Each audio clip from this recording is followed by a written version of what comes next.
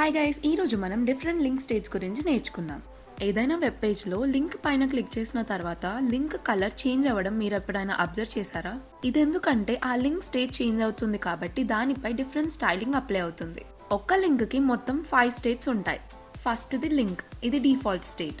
User ఇంకా ఆ link ని విజిట్ చేయకపోయినప్పుడు అప్లై అవుతుంది. దీన్ని బేస్ స్టైల్ లాగా కన్సిడర్ చేయొచ్చు. వేరే స్టేట్స్ అన్ని దీని మీద బిల్డ్ అవుతాయి. Next the visited. యూజర్ ఒక్కసారి ఆ లింక్ కి వెళ్లి బ్యాక్ వచ్చినప్పుడు ఈ స్టేట్ అప్లై అవుతుంది. డిఫాల్ట్ గా లింక్ పర్పుల్ అవుతుంది. CSS వాడి మీరు దీన్ని మార్చి యూజర్ కి ఈ సైట్ ఆల్రెడీ చూసావు అని ఈ విజువల్ ఇండికేషన్ ఇవ్వచ్చు. Third the hover. User cursor ని లింక్ పైకి తీసుకెళ్లినప్పుడు ఈ స్టేట్ అప్లై అవుతుంది. ఇది లింక్ కి ఎక్స్ట్రా అటెన్షన్ ఇస్తుంది, యూజర్ క్లిక్ చేయాలా లేదా అని కన్ఫర్మ్ చేసుకోవడానికి. Fourth one focus.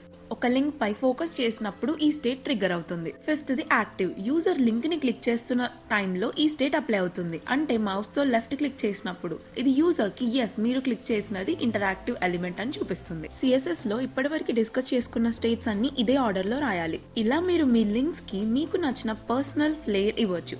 అదే సమయంలో యూజర్ కి ప్రతి లింక్ స్టేట్ గురించి క్లియర్ ఇన్ఫర్మేషన్ కూడా ఇవ్వచ్చు.